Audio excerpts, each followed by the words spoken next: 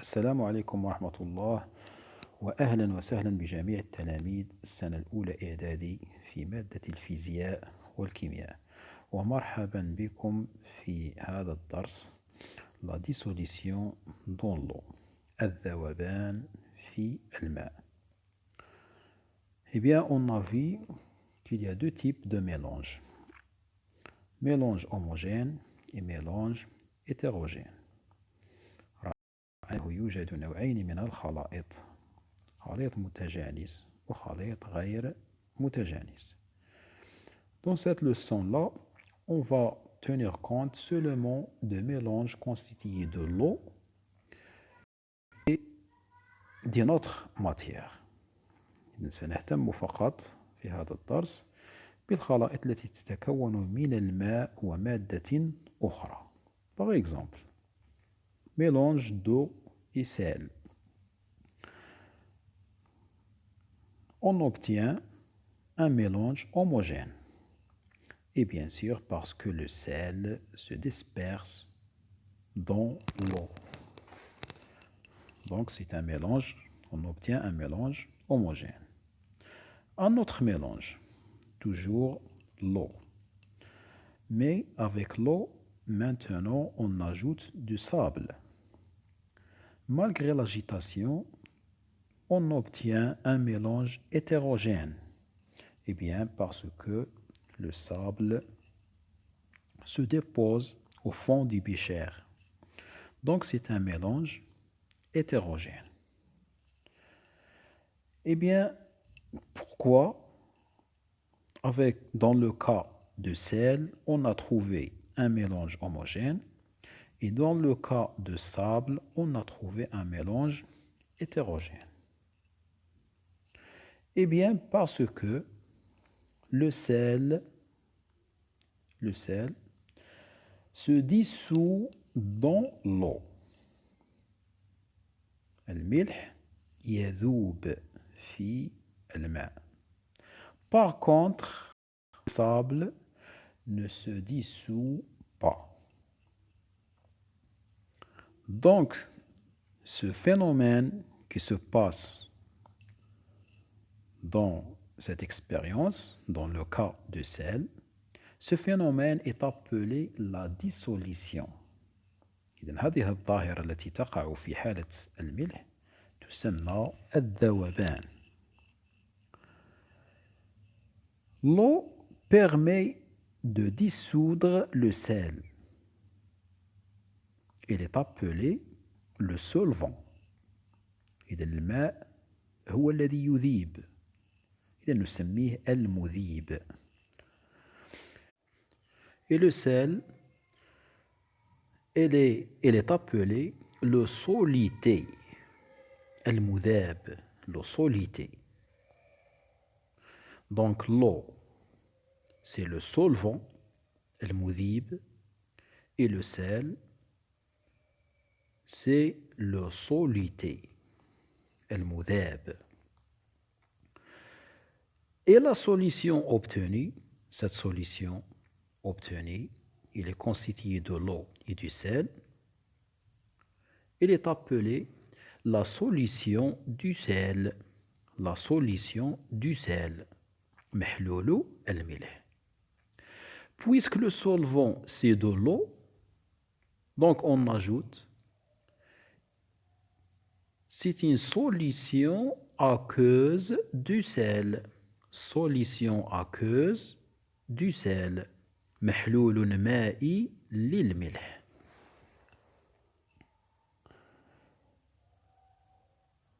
Il y a des corps solubles dans l'eau et il y a des corps insolubles dans l'eau. يعني يوجد أجسام قابلة للذوبان ويوجد أجسام غير قابلة للذوبان في الماء.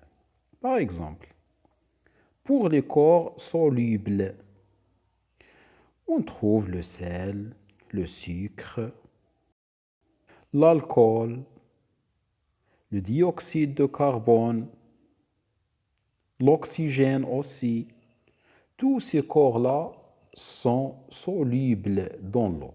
كل هذه الأجسام قابلة للذوبان في الماء.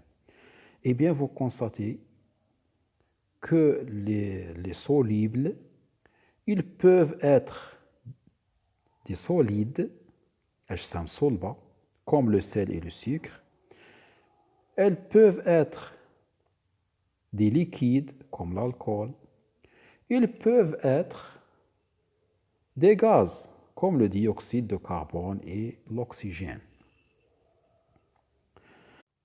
Conclusion. Une solution aqueuse. C'est quoi une solution aqueuse? Eh bien, une solution aqueuse, c'est un mélange homogène constitué de l'eau, c'est le solvant, et d'un ou plusieurs solutés qui peuvent être des solides ou bien des liquides ou bien des gaz. المحاليل المائية مستعملة في كل المجالات، مستعملة في الميدان الفلاحي، مستعملة في الميدان الصناعي، مستعملة في حياتنا اليومية كذلك في مواد التنظيف وكذلك المواد الاستهلاكية مثل المشروبات الغازية والخل. Donc les solutions aqueuses sont utilisées dans tous les domaines et dans notre vie quotidienne aussi, comme l'eau javel, comme le vinaigre, comme l'acide chlorhydrique. Et remarque, il ne faut pas confondre la dissolution et la fusion. La dissolution, c'est l'action de dissoudre un solide dans l'eau. Mais la fusion est le passage de l'état solide à l'état liquide sous l'action de la chaleur. إذن يجب أن نميز بين الانصهار والذوبان. الذوبان هو ما رأيناه الآن، يعني جسم يذوب في الماء. أما الانصهار فهو التحول من الحالة الصلبة إلى الحالة السائلة تحت تأثير اكتساب الحرارة. Saturation d'une solution aqueuse. Expérience. On prend une quantité d'eau dans un tube et on ajoute un peu de sel. Le sel se dissout totalement. يعني نضيف كمية قليلة من إلى هذه الكمية من الماء فتذوب كليا. Dans le même tube, on ajoute une deuxième quantité de sel. La deuxième quantité de sel se dissout totalement. Dans le même tube, on ajoute une grande quantité de sel. Qu'est-ce qu'on observe?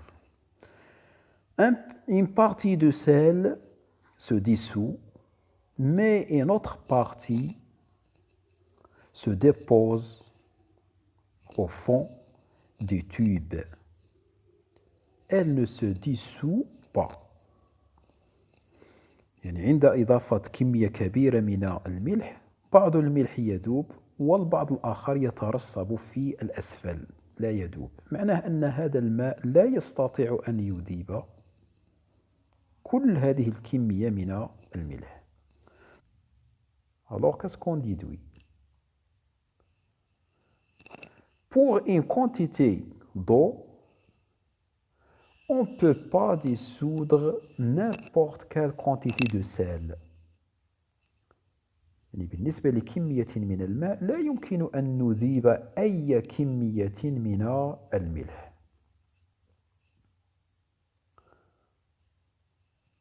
أي كمية إضافية من الملح تترسب في الأسفل.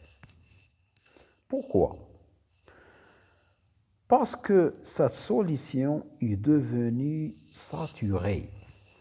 هذا الكمية ولا هذا المحلول، محلول الملح، أصبح مشبعا، يعني لا يستطيع أن يذيب أي كمية إضافية من الملح.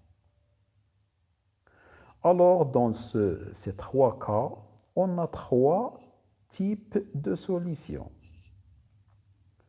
Ici, il y a une petite quantité de sel. On appelle cette solution solution diluée de sel.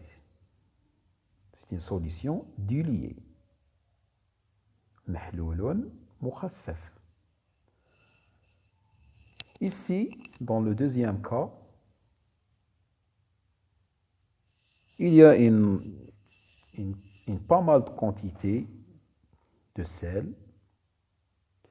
On appelle cette solution solution concentrée. محلول مركز للملح. Dans le troisième cas, cette solution ne peut pas dissoudre une autre quantité de sel.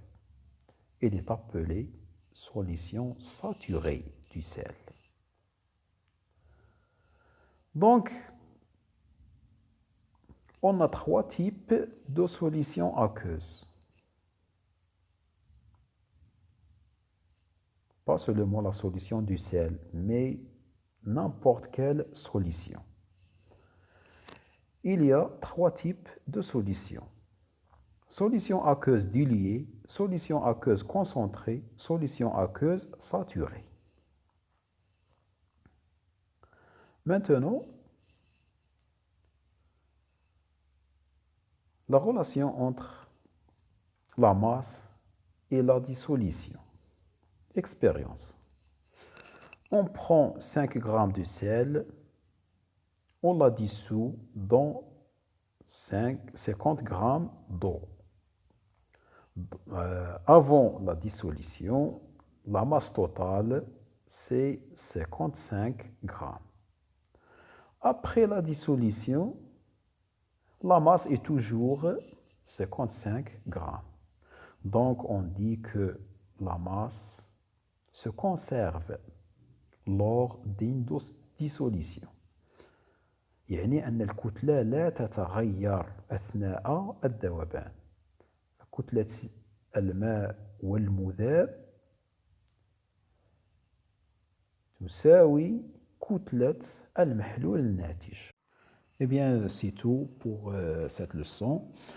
Vous devez écrire votre leçon dans le cahier, dans votre cahier, et aussi écrire et faire l'exercice, cet exercice, dans la partie d'exercice. كما أذكركم بأن تنشروا